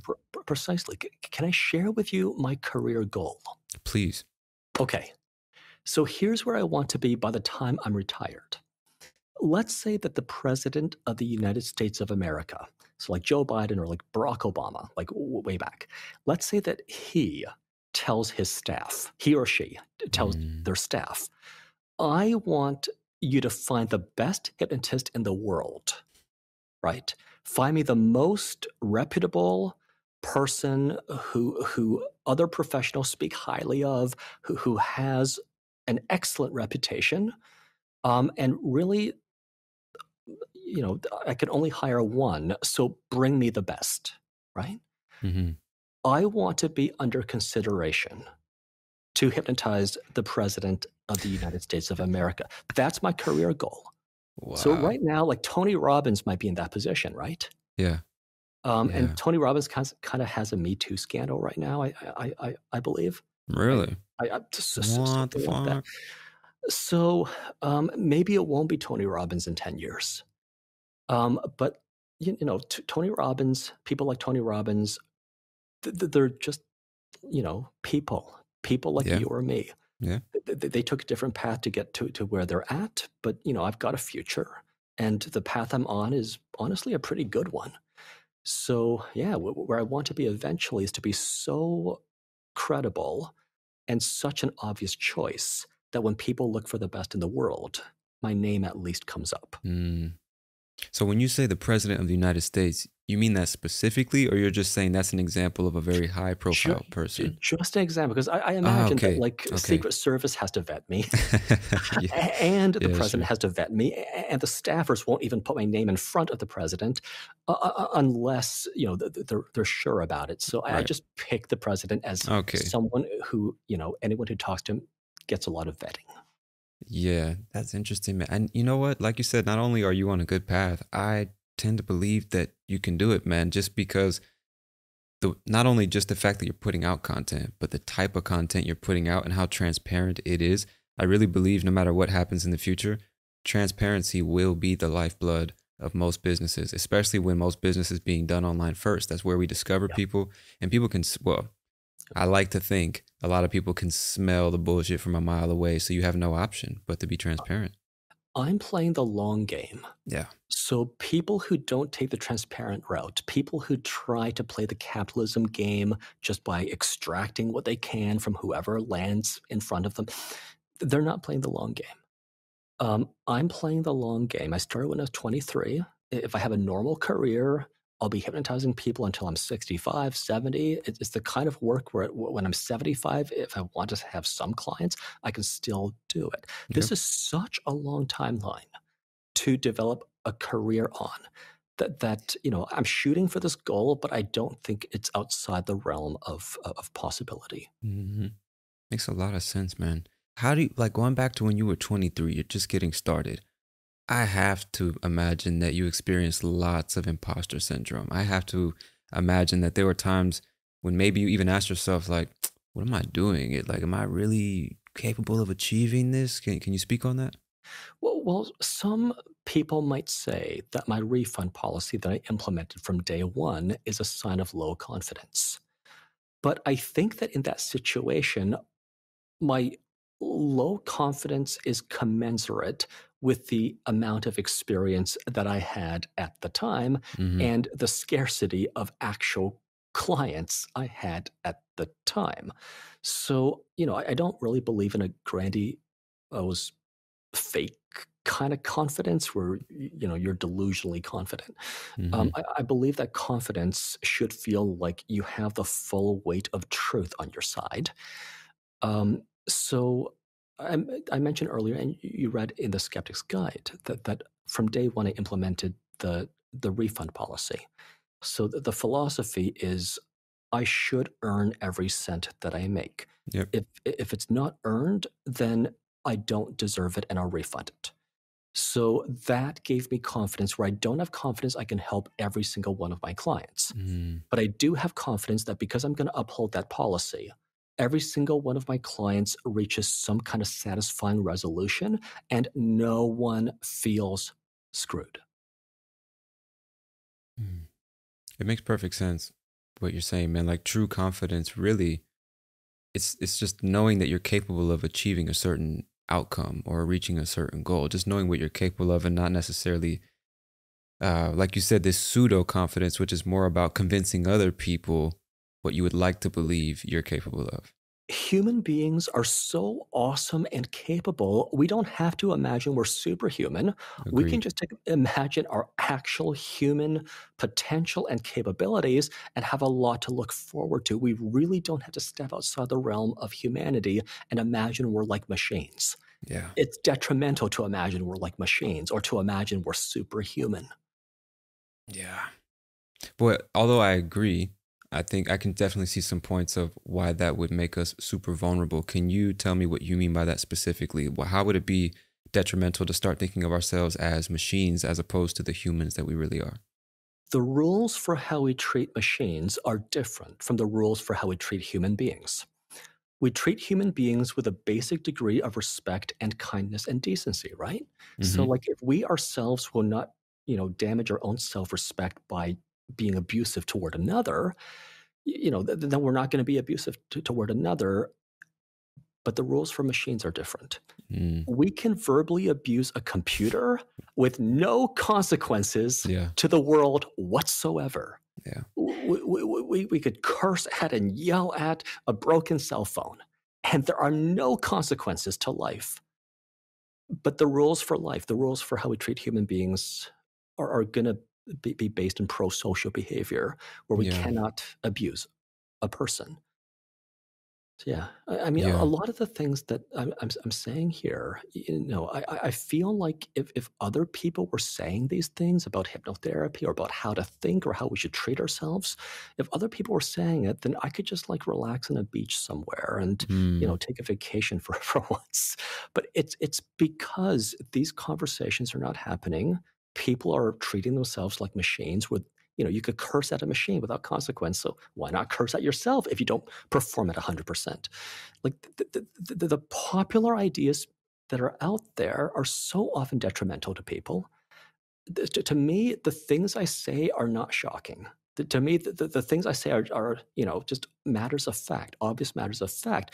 The shocking bit is that the things I say strike the average person as new. Exactly. That's the shocking bit. It points to a sick society, not to sick individuals.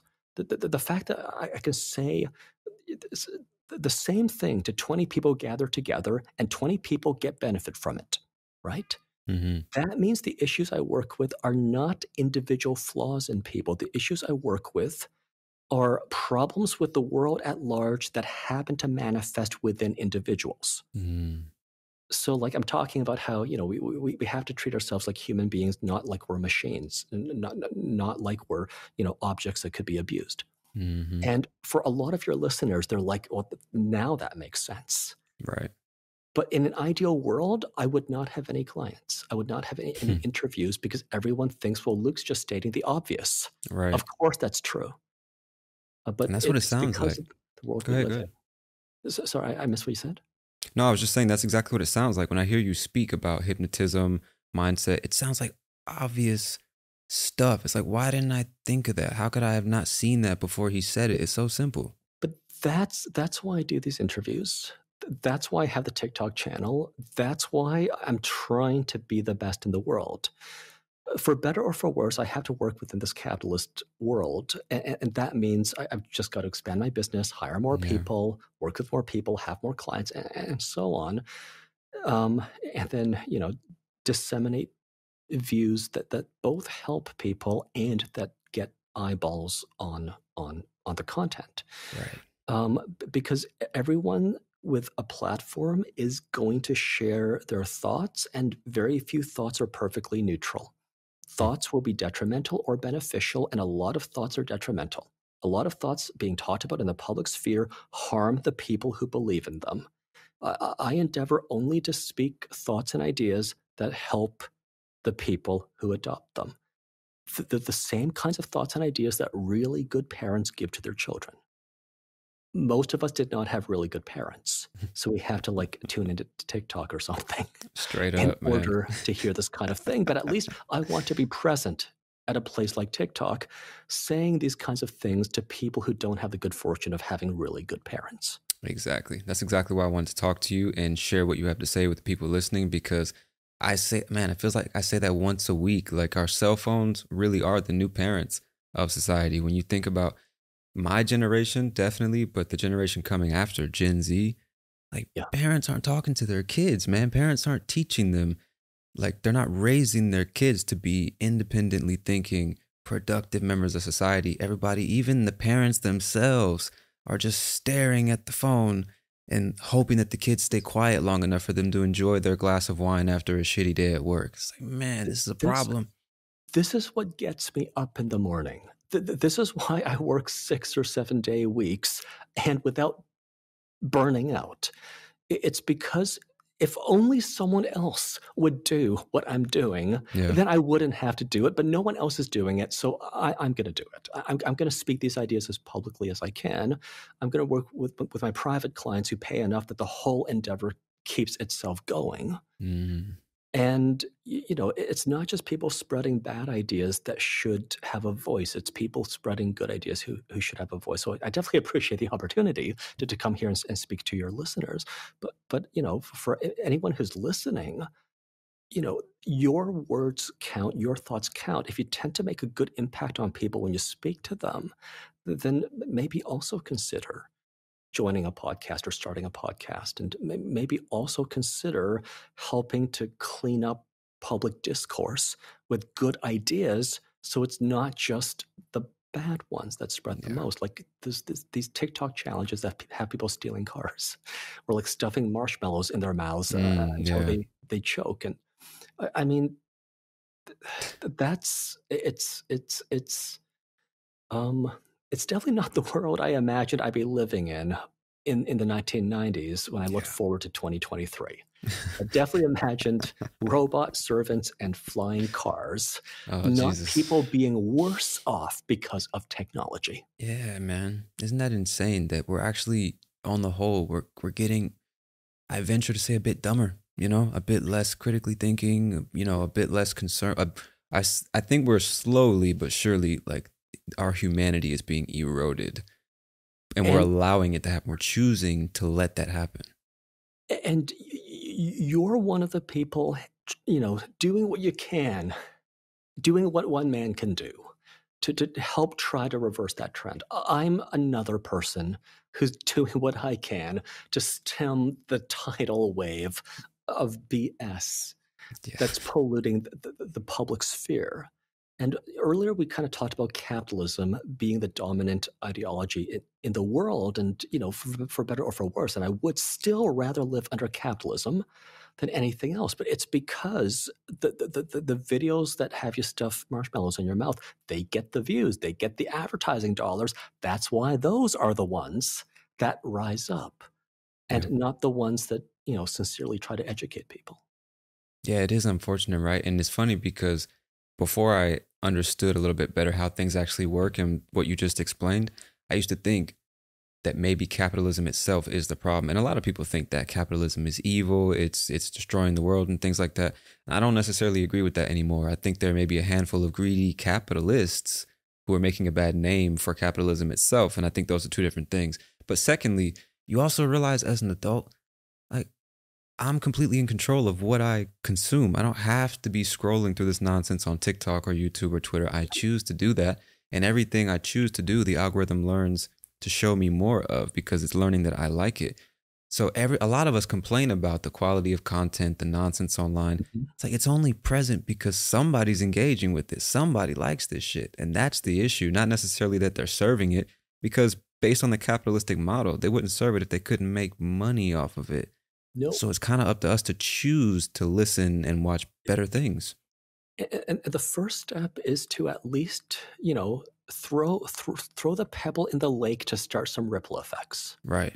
right? Right. It's what you and I are doing right here with this conversation. And the ripple effects will be people listening to this, where the ideas we're talking about are going to influence them. They don't Yeah. have to be formally hypnotized, but these kinds of honest exchanges of good ideas, when listened to, are going to affect the listeners. And then they have husbands or wives and brothers and sisters and colleagues and classmates and friends. So they're going to be somewhat affected. Um, I mean, even something like capitalism, it's not how society was organized through all of human history. It's a fairly recent invention. Hmm. And, whatever happens next, I'm going to call it ethical capitalism, because I'm actually basically okay with capitalism. I just don't like people who try to find loopholes where they extract value and they don't give value back. Yeah. Um, So, maybe the Yeah. next phase is ethical capitalism, where, people who practice capitalism, they're adding to the world. They're adding their own creations to the world. They're improving the world because they act upon the world. And that's how they make their money. Yeah. Yeah. I mean, I would hope that's the future that we're going to see. I don't know if I have as much confidence in the idea though, because, well, let me say I want to get your opinion on all these crazy advancements we're seeing with artificial intelligence, machine learning, and things like that. Everybody's panicking, thinking that 60% of jobs will be replaced by robots and things like that. Even, I'm curious to know from your perspective as a hypnotherapist, do you believe, even if it's possible one day for a robot to do what you do, that people will prefer speaking to an artificially intelligent robot that sounds like a human as opposed to speaking to someone like you? I I think that when cost gets taken into consideration, people will prefer the AI hypnotist. Mm, I do believe that. yeah. I also believe that there is room for a small handful of practitioners to serve people like the President of the United States of America and, like Elon Musk or anyone who has the means. Yeah. Just like artists have always had patrons over the years, right? Scientists have had funders over the years. Yeah. Hypnotists and other professionals, if they're world class, they're going to have their clients. It's everyone else, more than 60%. Right now, there's this rock star effect in the hypnotherapy world, where it's like you have your rock stars, and then you have everyone else who's scraping by. There's going to be Mm, more of a discrepancy like that because my practice never gets full. This doesn't happen in psychotherapy because the best practitioners have waiting lists. So if you okay. want not to be on a waiting list, you find someone who's less experienced Yeah. until you find someone. But there is this rock star effect where I can fill a room with 20 people and say the same thing to all 20 people, and they're going to get something from it, and Mm, probably better than like an AI can do, at least at this point in time. yeah. So I do think that AI will be tremendously disruptive to a lot of professions. I think that eventually someone is going to create an AI hypnotist. If any of your listeners is on that path, I will invest in your company. I want to purchase equity in your company so that I'm on the right side of history, right? Yeah. Right. This, this is this is the game we're playing. We were all thrust into the game. We owe it to ourselves because we cannot choose another game unless we Straight move up. to Venezuela, which would be a dramatic diminishment in our quality of lives. We're not going to be in any game other than this one. So my strategy is to pursue preeminence and to become the Mm. best in the world. Um, and perhaps to have an equity stake in any AI hypnotist that might be invented. And I'm happy to offer, all my guidance. I'm happy to have a Mm. seat on the board, or I'll be the person to fund that myself. Mm. But unfortunately, it means that a lot of hypnotherapists are going to be put out of business. Yeah. And the thing is, if it's not me that funds it, someone else is going to. So I can't opt out of the game. I just have to play the game to the best of my ability. Yeah. Um, yeah. But even Sam Altman, the CEO of OpenAI, which created ChatGPT, I believe he has advocated for universal basic income as Really? a way not to have his head chopped off. I'm sure when Yeah. when the AI revolution happens and people are coming for the elite. Um, but that's another possible motto. It's if machines do everything for us, then we don't have to all work. And that could be better than the current system. It could be that, machines do all the work. Elon Musk is still a multi-billionaire, and he's going to keep doing that. And people work for fun. People write poetry or paint. But because machines handle everything, we can all survive without jobs. Hmm. That's kind of like a techno utopian vision of the world post general AI. Yeah. Yeah. It seems like it's either going to go to the utopian way or the dystopian way. We're not really sure yet, but this is Yeah. clearly something that is going to make major changes. And for anybody listening who doesn't know, universal basic income, the basic idea, the way I understand it, is due to the fact that so many things are being automated, so many things are being done by machines, and people don't need to do those jobs anymore, but we still need to earn money to pay for things. The idea is that the government will pay each individual, I guess, over the age of 18, a particular amount of monies that they can pay for basic living expenses, rent, food, etc. And then you can theoretically do whatever else you want with your time, and the system will just keep functioning at least closely to the way we know it today. That's the idea for universal basic income, because if everybody gets put out of a job and nobody's working or making money, that's a problem for everybody. So universal basic income is kind of like a proposed solution to that. And it does come with a lot of critics. People are saying that if you just give everyone money, then they have no incentive to go do stuff. Everybody will be fat, lazy, sitting on the couch, giving half their money to their subscriptions to Netflix and DoorDash and all these things. So, I mean, do you really, like, realistically, just your personal opinion, believe that with universal basic income, we will see people flourish in their potential to do other things? Or maybe it's kind of going to go to human nature where they just choose the path of least resistance? I can tell you that for myself, at least, I am still going to be hypnotizing people, trying to be in public talking about ideal ways of thinking. And it's not going to be being on your couch, stuffing yourself full of DoorDash, watching Netflix. Yeah. I would suggest that us human beings, being the species that went to the moon and came back, being the species that built the pyramids and the Great Wall thousands of years ago, that we are going to be more fulfilled creating cool stuff than just sitting and consuming stuff that 100%. The robots have created. So I know for myself, like, even if I don't have to work for a living, I'm still going to create cool stuff. And maybe I'll have more competition on TikTok and YouTube, because maybe the only reason that other hypnotherapists are not creating content like mine is that they just have to make a living, and maybe they have a hard enough time already. And, so if they don't have to worry about that, but maybe they will be content creators on YouTube. And then there's more people saying the kinds of things that I say because of UBI. And that's the utopian vision. But I actually do believe that if people pursue happiness, they're still going to paint, they're still going to sing, they're still going to create and build. Some people will even build businesses because someone has to make the next generation of robots. They're not just going to sit on the couch and consume. I think a lot of the sitting on the couch and consuming comes from being absolutely drained, working for someone else to make them rich. It's very well said. I never really thought about it that way, but it's very well said. Like, I just think about even my own parents or other adults that I know. That's really what it is. I remember my dad saying one time when I was a kid that he spent so much time just sitting on the couch watching TV after work on the weekends because it was something finally where he could just put it on and he wouldn't have to think about anything. He could just let the sound and the images kind of float in, and he can zone out because he knows tomorrow, 5 o'clock in the morning, I'm up to repeat the grind.